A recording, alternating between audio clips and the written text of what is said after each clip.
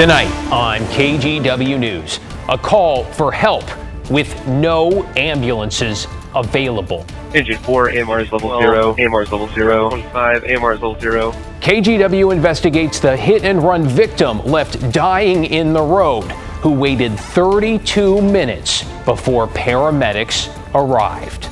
More and more, day after day, we're seeing this level 0 pop up, and as firefighters, we're just getting frustrated. Plus, a new fuel fee hits Washington farmers especially hard. All these extra burdens keep getting placed on us. Why they say they're being forced to pay a charge that's not even supposed to apply. And wheelchair users win a right-of-way fight. I don't feel like I should have had to sue the city of Portland to use sidewalks that my tax dollars pay for. How their case could significantly change how Portland handles homeless campers. Good evening, and we want to get right to breaking news and a man under arrest for arson in that massive fire that destroyed a Southwest Portland apartment building, at one point shutting down I-405 as dozens of people scrambled from their homes. So let's get right to Catherine Cook. Okay, Catherine, it sounds like somebody said it deliberately. What do we know about the suspect? Well, David, earlier tonight, police arrested 30-year-old Garrett Rep. They tell us he lived in the May Apartments. Rep was booked on 2 counts of first-degree arson, 18 counts of recklessly endangering another person, and 11 counts of first-degree criminal mischief. Now, the fire happened May 16th on Southwest 14th and Taylor. It destroyed the May apartment complex, which was more than 100 years old. Dozens of people lost their homes and several pets died, but everyone made it out safely. A team of police and fire investigators have been working to pinpoint where and how the fire started. They used specialized drones and accelerant detecting dogs. They also fielded several tips from the public, eventually leading them to Rep. Now, we checked, and it looks like Rep was arrested 4 times in the last 6 months on charges of disorderly conduct, criminal trespass, and criminal mischief. This is a developing story. We'll be sure to have the latest for you on KGW News at sunrise. David. Yeah, really big update there, Catherine. Thank you. Let's get to not one, but 2 significant developments in our homeless crisis that, if approved, could change the face of camping on Portland streets and sidewalks. Let's run you through the headlines here. First, a daytime ban on camping anywhere on city property, along with a complete ban on sleeping near schools, parks, and existing shelters.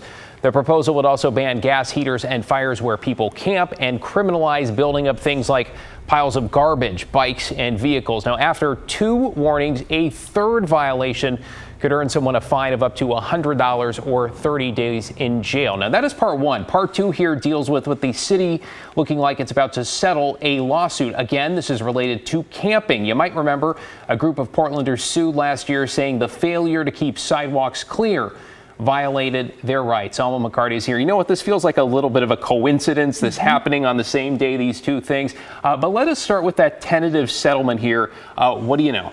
Well, David, 2 separate things, as you pointed out, but the lawyer representing 10 plaintiffs today said the mayor's ordinance, if passed, will work hand in glove with the settlement. It ensures that for at least 5 years, nearly half of all campsite removals in the city will be devoted to keeping sidewalks clear.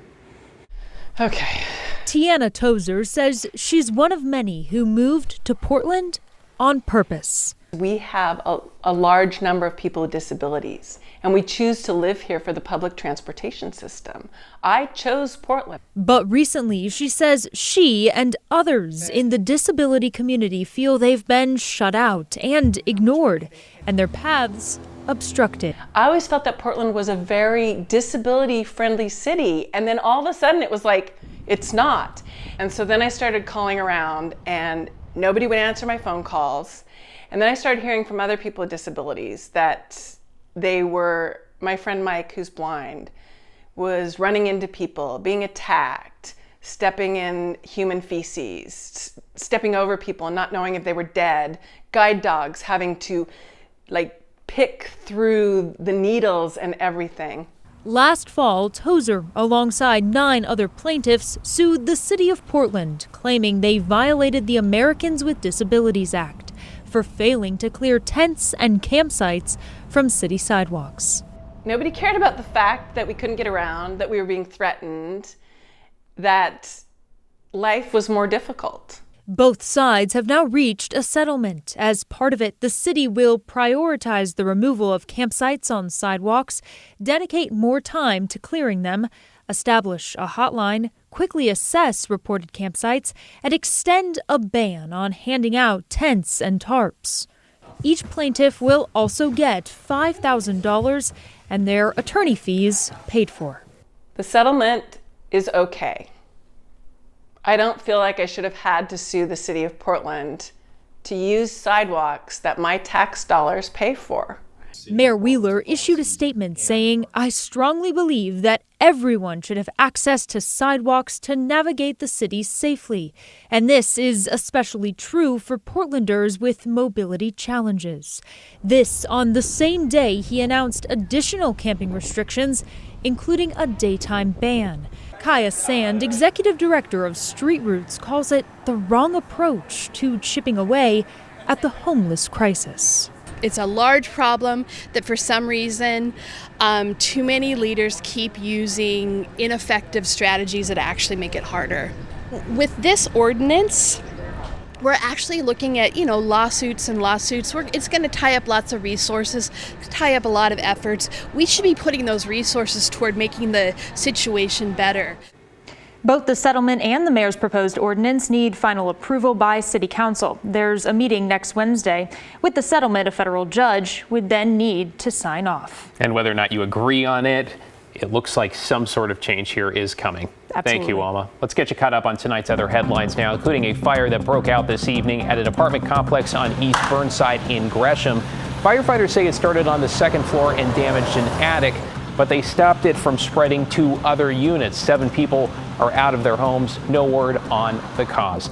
In North Portland, a man was shot this afternoon in the Overlook neighborhood. Police say shots were fired around 4:30 on North Interstate and Jessup Street. The victim was taken to the hospital and is expected to survive. No word on a suspect.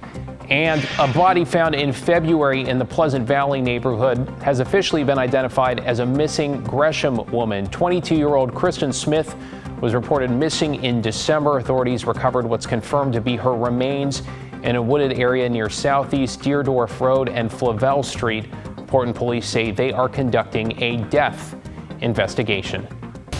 Tonight, we are learning more about a police operation that helped recover dozens of stolen vehicles and led to a Gresham chop shop. It turns out it's part of a larger strategy to involve prosecutors in these types of missions from the very get-go. Now, during the most 2 recent missions this month, police recovered more than 30 vehicles that were either stolen or suspected of being stolen. 36 people were also arrested. One of them is suspected of operating a chop shop at a Gresham home. And here's what's really interesting. Staff from the DA's office is tagging along to help officers look at these cases through the lens of a prosecutor. This is what I would do, or collect that piece of evidence, or maybe approach things differently in this way so we have better reports. So when we do get these stolen vehicle operation cases, it makes it easier to prosecute and we don't have to dismiss them.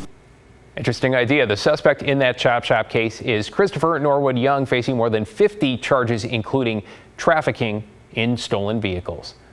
All right, let's head outside on this Thursday night, what we like to call Friday Eve here, where it is an agreeable and perhaps appealing 71 degrees, give or take, over the Rose City. Let's bring in meteorologist Chris McGinnis. Chris, the holiday weekend practically on our doorstep here. I mean, we can taste it. So they got the Ferris wheel out on downtown on Waterfront Park. I mean, it's game on. And, you know, Memorial Day weekend can kind of be it's one of those things where, you know, it's rained 40% of them here in Portland is where I'm going with that. So what I'm about to show you is not that. In fact, it looks like a fabulous 4-day stretch of weather. Starting with tomorrow, Friday, will be the warmest of the next several. In fact, we're probably going to be in the mid-80s. We hit 83 today, so tomorrow we'll bump the temperatures up a couple of degrees. Saturday, Sunday, west side of the state will be the morning cloud, afternoon sunshine routine. The sun will take a little longer to come out of the coast, but I think even the coast will see some sunshine this weekend. And Memorial Day Monday looks fabulous. It looks dry statewide, and it looks warm with temperatures nearing 80 degrees here in the Rose City. All right, one little thing we're watching for tomorrow. Storm Prediction Center has a good chunk of Washington and Oregon under the kind of the outlook for thunderstorm potential, and you can see that creeps out of the Cascade foothills and towards portions of the Willamette Valley. So that is something that we're watching for tomorrow. It's not a very high chance, but it's enough of a chance to mention. Right now, 70 degrees last check at PDX. The plan for Friday, I have Portland dry, but thunderstorms may be trying to develop in the Cascade foothills tomorrow afternoon. We'll top out at about 85 to kick off the weekend. The full forecast comes up in just a few minutes. What a start. Looking forward to that. Thanks, Chris.